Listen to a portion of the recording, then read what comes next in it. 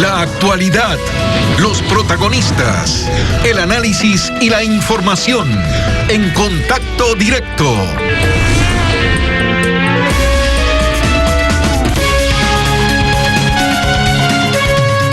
En Contacto Directo estamos entrevistando a los candidatos a la presidencia de la República para tener una primera aproximación a sus planes de trabajo. Hoy es el turno de Yacu Pérez Guartambel, candidato por Pachacutic. Nació en Cachipúcara, provincia de La Suaya, hace 51 años. Sus padres lo llamaron Carlos, pero en 2018 cambió el nombre y desde entonces es Yacu, que significa agua, y Sacha, que significa cerro. Dirigente indígena y activista ambiental. Es doctor en jurisprudencia por la Universidad de Cuenca, tiene un diplomado en gestión de cuencas hidrográficas, una maestría en Derecho Penal y Criminología.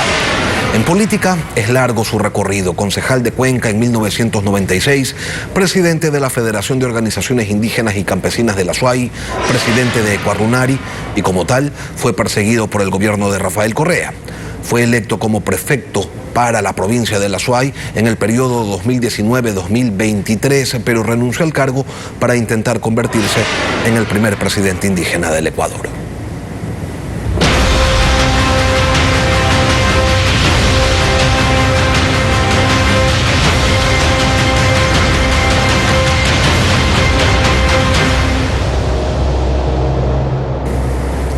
Yacu Pérez, buenos días, bienvenido a Contacto Directo.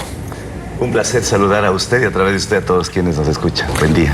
Usted tendrá un minuto para responder a cada pregunta, para así procurar conocer sus respuestas a distintos temas de interés para los electores.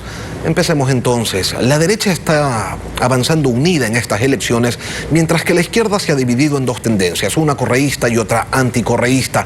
Usted representa a la segunda. ¿Cree que les puede afectar electoralmente esta división de la tendencia? En absoluto.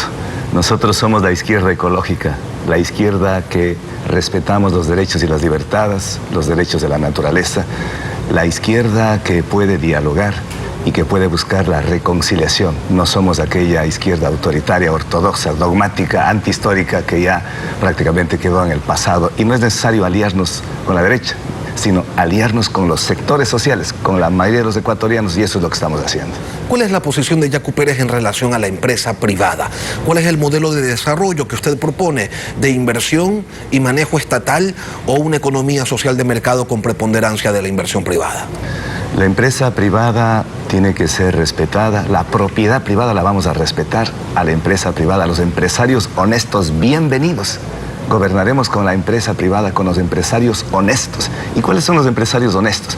Los que pagan impuestos, los que respetan los derechos de los trabajadores, los que no despiden, los que no cometen irregularidades y los que respetan los derechos de la madre naturaleza, es decir, los que no contaminan el ambiente, no envenenan las aguas. Así es que nosotros realizaremos un gobierno amplio que dialogue con todos los sectores. Cuando seamos gobierno, gobernaremos para los 18 millones de los ecuatorianos sin exclusión de naturaleza alguna. Es el momento de voltear la página en donde los unos eran los buenos y los otros los malos. Un momento en donde aparecía una dictadura que los unos parecían los angelitos y los otros los demonios. Este momento creo que las condiciones tenemos que preparar para hacer de que construyamos un Ecuador inclusivo, democrático, que respete los derechos y las libertades. Eso es fundamental en cualquier Estado de democracia. Y que cuando sean gobierno también van a cambiar el modelo económico y político, señala su plan de gobierno. Van a cambiar el modelo actual, ¿por cuál? El modelo extractivista hay que cambiar. Hay que cambiar por un modelo que se sustente en una economía circular, no aquella economía lineal. ¿Qué es la economía circular? Que se busque usar, utilizar, transformar, reutilizar, reciclar, es decir, recuperar todos los productos que se han hecho y que no se vayan al desecho. Pero además, esto tiene que estar en íntima vinculación con la madre naturaleza. Recordemos que la casa grande es la madre naturaleza y dentro de eso la economía tiene que insertarse dentro de la ecología. No podemos ser solamente el Ecuador funcionar en basarse en el extractivismo que estamos acabando los recursos naturales, estamos arrasando con lo poco que tenemos y eso es indispensable pasar de una transición de la etapa extractivista a una etapa post-extractivista, que eso nos tomará tiempo, sí, puede ser 4 años, 5 años, pero el futuro es la agroecología. Hay que basar en la economía de la agricultura, de la ganadería, fundamentalmente de la agroecología, porque esto nos va a permitir tener alimentos nutritivos, alimentos Y en ese modelo nuevo que usted propone, ¿cómo se mantiene la dolarización? La dolarización se mantiene y hay que fortalecer. No queremos que se dé un proceso hiperinflacionario como era antes de la dolarización, en donde uno tenía que, en términos simbólicos, decir que llevamos el dinero en el canasto y traer las compras en la cartera.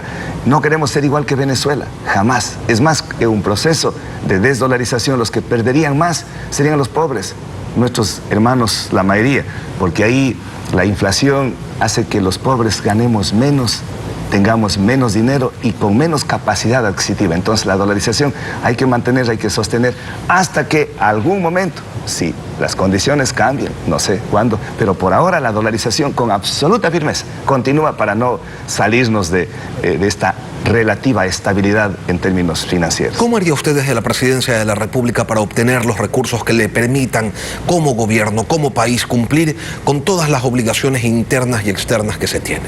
Primero hay que revisar los contratos de telefonía celular. Ahí se nos va mucha plata que se llevan los concesionarios y no queda casi nada para el Estado ecuatoriano. Hay que revisar los contratos petroleros. De cada barril de petróleo, entre 3 y 4 dólares se nos llevan los intermediarios. Tercero, hay que hacer una renegociación de la deuda externa. Hay que hacer una auditoría del 2008 hasta la fecha y hay que buscar una moratoria de la deuda externa, que es lo que nos está cada vez más apretando los cinturones. Y hay que atacar con mucha fuerza a la corrupción. Se calcula que entre 4.000 y 5.000 millones de dólares se está dejando de recaudar a través del servicio de rentas internas, impuesto a la renta, impuesto al IVA y aduanas. Eso tiene que combatirse y hay que combatir con leyes, algunas leyes que tenemos y que más adelante podemos denunciar. Vamos dejando algo en claro, porque hay quienes sostienen que por su mirada atenta hacia el cuidado de la naturaleza, consideran que si Yacu Pérez llega a la presidencia, entonces no se va a extraer un solo barril de petróleo más y que se va a terminar con toda concesión minera en la nación. ¿Qué tan cierto o qué tan falso es esto que le acabo de señalar? Nuestro primer decreto, cuando lleguemos al ser gobierno, llamaremos a una consulta popular para que el pueblo ecuatoriano, de manera soberana en las urnas, decide una consulta popular si queremos que el Ecuador sea declarado territorio libre de minería. Pero hay algunos contratos en donde ya están adjudicados para la explotación. Ahí es muy difícil y ventajosamente son pocos, creo que son 2, el caso de Cóndor Mirador y el caso de Fruta del Norte. Ahí estas empresas tienen que cumplir rigurosamente los estándares ambientales y sociales. Si no la cumplen, tenemos herramientas jurídicas para poderlos suspender y hasta extinguir y declarar la caducidad. Y en el tema petrolero, es simple. Nosotros no no vamos a ampliar la frontera petrolera. Los pozos que están explotándose este rato hay que darle continuidad. Es más, hay que mejorar, hay que potenciar aquellos. Y en el caso del Yasuní hay que ya no más extendernos más allá de lo que este rato se está explotando. Es decir, poco a poco tendremos que ir hacia una transición, pero que quede claro, no es que este rato llegamos a ser gobierno el 24 de mayo y se cierran las válvulas. Sería el mayor absurdo. No es un gobierno de locos, de insensatos, son un gobierno de absoluta sensatez que hay que mirar no solamente como gobierno, sino como estadista. Usted habla de una consulta popular para tratar este tema, pero en esa consulta popular únicamente se referirían al tema del extractivismo o también propondría Yacu Pérez una reforma política. Una reforma política para cambiar la Constitución. La Constitución está dividida en 2 partes. La parte dogmática de los derechos y libertades, que hay que dejarlo y hay que ampliarlo, así como. Pero en la parte orgánica hay que corregir. Entonces, una de las consultas queremos 137. Es más, de los 137, hoy 60 están involucrados con la corrupción. Eso no podemos seguir tolerando.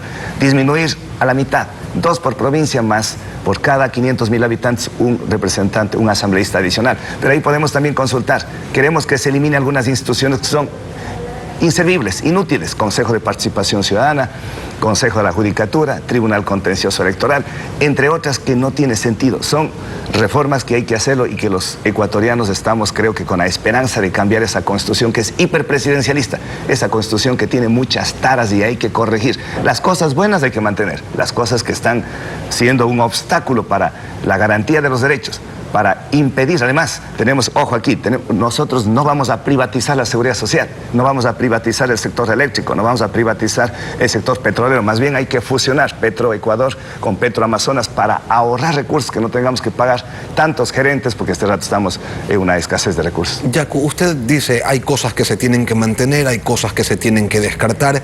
¿Qué haría con el acuerdo con el Fondo Monetario Internacional? ¿Se mantiene o se descarta? Hay que revisar.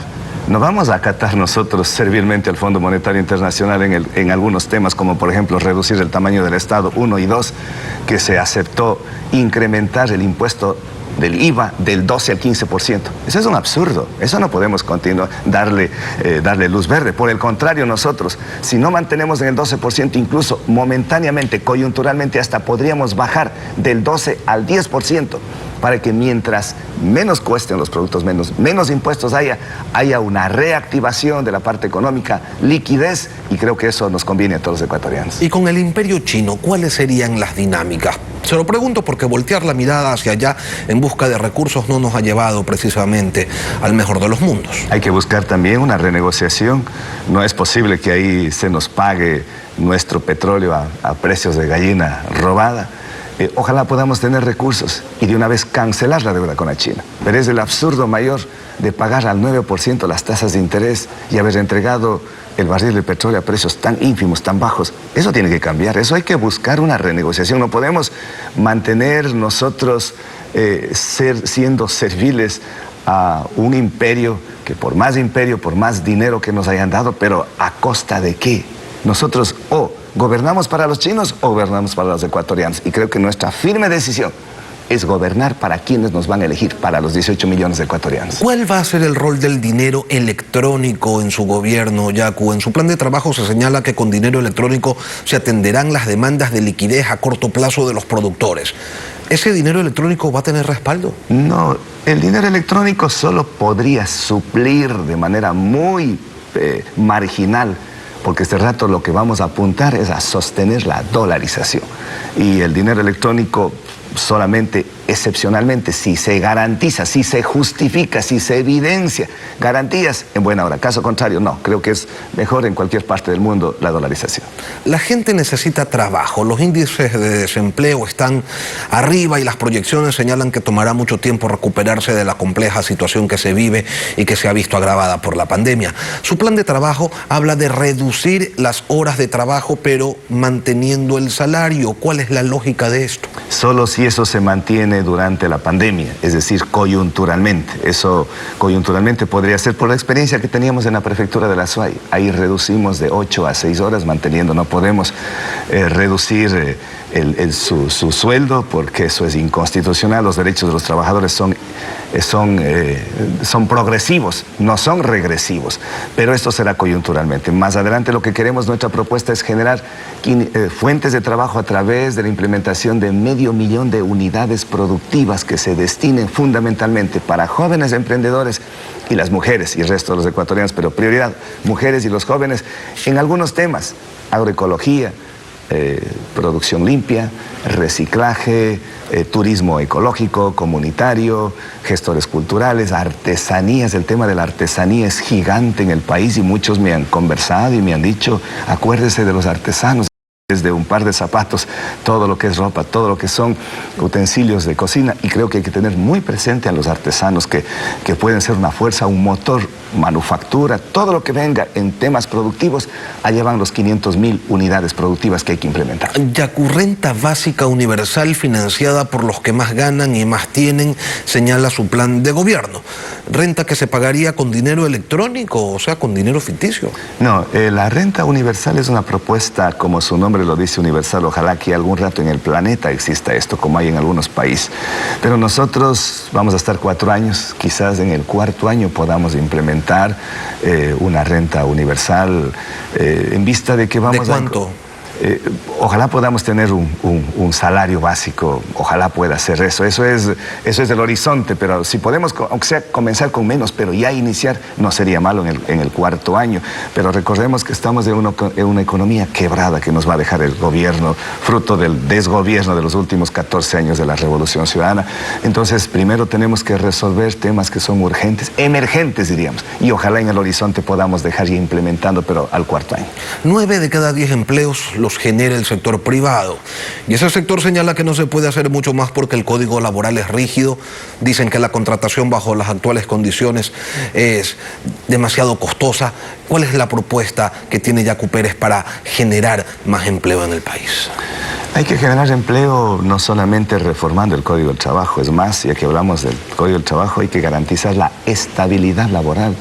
No podemos continuar con un sistema de precarización laboral como se da con muchos hermanos asalariados, trabajadores en el sector bananero, que parece una suerte de esclavitud a esta época, que es un absurdo. Eso hay que corregir, eso. Los derechos de los trabajadores tienen que respetarse. Pero yo decía otra de las formas, hay que reducir las tasas de interés. No es justo que aquí en el Ecuador se cobre hasta el 30%. 30% para los microcréditos, las tasas de interés anual. Eso es usura. Eso es la banca chulquera, y no solo la banca, sino todo el sistema financiero. Eso hay que bajar, eso hay que controlar. En Estados Unidos y en Panamá, que son países dolarizados, no pasa del 2% las tasas de interés anual. ¿Cómo es que siendo países dolarizados, el Ecuador, igual que Panamá y Estados Unidos, se dé una distorsión? Para no ir muy lejos, a pesar que no es país dolarizado, Perú y Colombia las tasas de interés son menores. Entonces ahí tenemos que invitar al sector bancario, al sector financiero, a reunirnos para decir, explíquenos por qué. O bajan las tasas de interés. Caso contrario, invitaremos a la banca internacional que se establezca en el Ecuador. El rato que tenemos intereses bajos, y ojo, no es que estamos pidiendo que la banca deje de ganar, gane lo justo, pero no que vaya esas ganancias en perjuicio de la mayoría de los ecuatorianos. Entonces, cuando obtenemos tasas de intereses bajas, cuando obtenemos tasas de intereses, además que los créditos sean fluidos, rápidos, creo que vamos a dinamizar la economía. Salud en tiempos de pandemia es una preocupación, por supuesto, de todos, pero la atención es deficiente en el sistema y no todos tienen acceso a ella. ¿De qué manera le garantizamos a la gente que sí va a ser atendida y que será atendida además de manera oportuna? Estamos construyendo un plan nacional de medicina intercultural, plan integral con la participación desde el ingeniero sanitario, pasando por el psicólogo hasta el epidemiólogo, con todos los sectores, la academia, los profesionales, nuestros yachas. La medicina ancestral ha contribuido enormemente en tiempos de la pandemia. Si no hubiese sido por la medicina ancestral, muchas vidas podrían haberse apagado. Entonces hay que trabajar mucho en medicina preventiva. Más costoso es la medicina curativa que la preventiva. Hay que trabajar en medicina primaria y hasta lo que es de especialidad. Creo que en eso hay experiencias en otros países y hay que ponerle mucha fuerza. Y obviamente que hay que darles todas las garantías a nuestros médicos, a nuestras enfermeras. Y es más, rendirles homenaje a ellos que han sido los que están en primera vida, salvando vidas a riesgo de su propia salud. Dice en su plan de gobierno que toda actividad productiva que dañe ecosistemas deberá modificarse, entrar a procesos de desinversión o abolirse, y que eso se aplicará a toda inversión, externa o no. A más de las actividades extractivistas, ¿qué otro tipo de actividad productiva se prohibiría en el país, Yacu? Bueno, más que prohibir, nosotros lo que queremos es controlar. En algunas donde es irreversible, como la minería metálica, obviamente que hay que prohibirle. El extractivismo no solamente es minería, es petróleo, es cuando se hace una agricultura extensiva, perdón, una agricultura intensiva, con lo que es monocultivos, agrotóxicos. También es malo, y además todo cuando se hace con herbicidas, fungicidas, todo lo que termina en sidas, que es terrible para la naturaleza, terrible para la salud humana. También es extractivismo una ganadería extensiva, expansiva. Entonces eso hay que controlar. Todo lo que afecte al medio ambiente, sabiendo que no tenemos otra casa más, esta casa única que tenemos, que no hemos colonizado para irnos de acá. Hay que combatir el calentamiento global que nos puede llevarnos a una escasez de alimentos, que nos puede llevar a una escasez del agua, que nos puede llegar a una conflagración mundial, una guerra por el agua. Entonces, todo lo que vaya a afectar a la calidad del agua, y cuando afectamos la calidad del agua estamos afectando a la salud nuestra, porque la salud del planeta representa la salud de nosotros. Hay que controlar, y en algo que es irreversible, obviamente que hay que impedir. La lucha contra la corrupción, ¿cómo se configuraría en un eventual gobierno de Yacu Pérez? Seremos implacables contra la corrupción. ¿Cómo? Reformando el Código Orgánico Integral Penal, endureciendo las penas para que nunca más se nos vayan riendo en nuestros rostros vayan a la cárcel 3, 4 años y después salgan y vayan a disfrutar todo ese dinero en Bélgica, en Miami, en otras partes del mundo. Hay que reformar la ley de contratación pública para que no se repitan esas adjudicaciones de contratos a Odebrecht, al dedo, a los amiguitos, para que no se repita más esa dilapidación de recursos en la refinería del Pacífico. 1.500 millones de dólares y no hay un metro cuadrado de construcción. Que no se repita nunca más esos 19 millones de dólares que costó el kilómetro de la vía Collas. Con 19 millones de dólares se podía haber construido 40 kilómetros de vías. Hay que reformar también la ley. Si no aprueba esta asamblea, tenemos que reformar, o si no aprobar nosotros, la ley de extinción de dominio, pero con el carácter de retroactivo. ¿Qué significa esto? Que también los que gobernaron años atrás, 5, 10, 15, 20 años atrás, también tengan que devolver los dineros adquiridos por la corrupción para los ecuatorianos, que nos beneficie y que se invierta en obra pública. Finalmente, Yacu, un mensaje para los electores.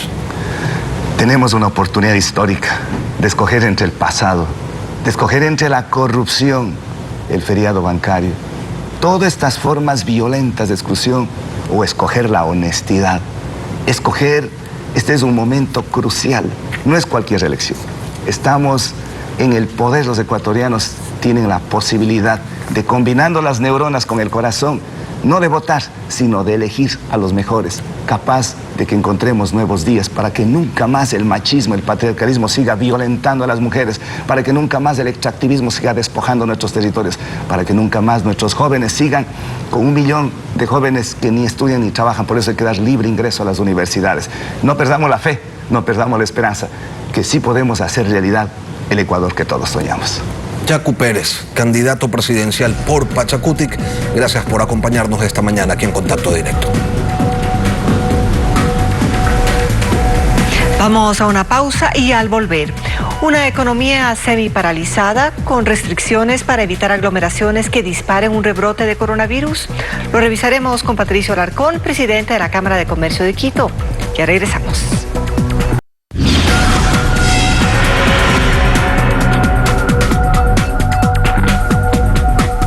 Una nueva cepa del COVID-19, más contagiosa que la anterior, según científicos, ha causado el COVID-19, se sabe, más de 80 millones de contagios en el mundo y más de 1.760.000 muertes. La nueva cepa, que es más contagiosa, ha motivado al gobierno ecuatoriano a tomar nuevas medidas de restricción, buscando evitar el desastre sanitario de marzo y abril de este año. Pero hay un problema, y es que justo cuando se estaba empezando a recuperar de alguna manera la actividad económica en lo que se supone que serían los mejores días del año, llega un nuevo estado de excepción que desalienta y conmina a pensar en que a este ritmo no habrá manera de levantar cabeza en lo que se refiere a la economía. Para hablar de esto nos acompaña Patricio Alarcón, presidente de la Cámara de Comercio de Quito. Patricio, buenos días, bienvenido a Contacto Directo. Buenos días, Lenin. Un cordial saludo a la audiencia de Contacto Directo. ¿De cuánto es el impacto que generan estas medidas que reducen aforos y obligan a un toque de queda desde las 10 de la noche? Lenin, el sector productivo hasta el mes de octubre había perdido alrededor de 24.000 millones de dólares. Proyectábamos una pérdida en diciembre de alrededor de 1.500 millones de dólares. Con las nuevas medidas de restricción, la pérdida puede pasar en ventas en alrededor de 2.000 millones de dólares. Principales sectores afectados: el sector turístico, el sector de los restaurantes, evidentemente el sector comercial. En realidad no entendemos cuál es el sustento técnico y cuál es el sustento científico para que se tomen este tipo de medidas. Sin embargo, hubo una mejoría en los días previos a la Navidad, ¿no? O sea, las ventas realmente desbordaron los negocios, los formales y los informales también. Mire, las ventas evidentemente tenían que crecer. Tuvimos meses muy malos desde marzo que inició la pandemia. Evidentemente que en diciembre se iban a recuperar las ventas. Es más, de los 220.000 afiliados al Instituto Ecuatoriano de Seguridad Social, se habían recuperado alrededor de 18.000 plazas de trabajo. Es normal, la reactivación por medio del sector productivo se iba a dar. Lamentablemente se toma esta decisión porque se enteran que en en Inglaterra, existe una mutación del virus que no se entiende bien. Bueno, es más contagiosa en general, pero en lugar de restringir la llegada de ciertos ciudadanos de los países donde pueden estar contagiados con esta nueva mutación, se decide implementar una restricción vehicular. Y yo le pregunto a usted, Lenin, ¿cómo pueden pretender que la gente se contagie menos restringiendo el uso de su vehículo particular? Pues si yo no puedo circular en mi vehículo particular por el motivo que sea, yo voy a tener que ir a hacer una compra en el transporte público, yo tendría que ir a visitar a mi familia en transporte interprovincial. ¿Y eso qué va a causar? Pues aumenta el riesgo de que yo me pueda contagiar. Yo le pregunto, ¿cuál es la lógica de restringir el aforo aún más en un restaurante? Si al 50% mantiene un distanciamiento adecuado con las mesas de al lado, o al 50% cuando se sienta afuera, usted también mantiene un distanciamiento adecuado, ¿cuál es la diferencia en bajar el aforo? No tiene lógica alguna. Mire lo que está sucediendo en Quito. A las 8 de la noche se tienen que cerrar los locales comerciales, pero el transporte público funciona hasta las 8:15. Entonces, se toman medidas muchas veces sin el asesoramiento adecuado, de una manera apresurada, y quien termina pagando los platos rotos, Lenin, es el sector productivo. Ustedes mismos sacaron un reportaje de baños, se cancelaron las reservas de los hoteles. Imagínense, los restaurantes, Lenin, solamente por darle un ejemplo, el 50% de sus ventas se dan desde las 8 de la noche hasta las 12 de la noche, ahora con restricciones. Gente que había comprado mercadería, gente que se había abastecido, el transporte interprovincial con problemas, porque lamentablemente esto se presta para la discrecionalidad. Ahora, Patricio, ¿cuál es la propuesta? ¿Y cuál es la propuesta que hacen ustedes? Porque también hay que tomar en cuenta algo, y es que sin salud la economía también se ve afectada. Pero por supuesto, y nosotros siempre, el sector formal, somos quienes cumplimos con los protocolos, ayudamos a desarrollar protocolos, estamos en contacto con las autoridades. Y mire, está bien que nos cuidemos, está bien que se tomen ciertas medidas, pero lo más importante es trabajar en el control posterior. Pues usted al otro día del decreto de la disposición del COE, al otro día la bahía estaba repleta de gente, y los locales comerciales, los restaurantes, por dar un ejemplo, vacíos, Lenin. Entonces, parte de la solución es el control posterior. Los municipios tienen la competencia, pues, para controlar y clausurar a los locales que no están cumpliendo con los protocolos, ir a controlar que las aglomeraciones no existan tampoco en los mercados, pues. Pero ¿qué es lo que nosotros pedimos puntualmente? Y estamos haciéndole un llamado al presidente de la República para que revise, pues, estas medidas que se tomaron. Eliminar la restricción vehicular, eso no tiene sentido, ya lo hemos dicho. Subir el aforo de los restaurantes al 50% no tiene mucho sentido, y extender también los horarios para que la gente no se aglomere a ciertas horas. Patricio, y es lo lógico y sería lo prudente. Ahora, en países de Europa, y usted lo conoce, como Suiza, por ejemplo, resulta que apelan al confinamiento como manera de prevenir una afectación a sus sistemas de salud, que sin duda son muchos mejores que los nuestros. Acá ustedes, en cambio, señalan que las medidas no son oportunas. ¿Cómo clarificamos esta situación? Porque si nos basamos en lo que está ocurriendo en otras partes del mundo, pues resulta que las medidas que se han tomado acá no son nada. No, las medidas que se han tomado en el Ecuador, en la región, son de las más fuertes. La restricción vehicular, el toque de queda a partir de las 10 de la noche, eso es lo que debemos analizar. Y más allá de eso, Lenin, ¿cuál es el sustento técnico? Porque hace más de una semana salió, pues, el ministro de Salud, a quien yo le creo, me parece una persona que conoce, que ha estado activo dentro de toda la crisis sanitaria. ¿Y qué es lo que nos dijo? Pues públicamente dijo que las clínicas tienen capacidad, que las clínicas están a un 71% de capacidad. De ahí en el COE mandan una tabla diciendo que sí, que ciertas UCIs están cerca de su capacidad. Entonces, no sabemos en realidad qué es lo que está pasando. Nosotros sí estamos conscientes de que hay que precautelar la salud, de que no podemos pasar por otra crisis sanitaria de la dimensión de la de marzo. Pero, señor, La economía tiene que moverse. En este país donde no existe un margen de maniobra adecuado para ayudar al sector privado, mire lo que está pasando.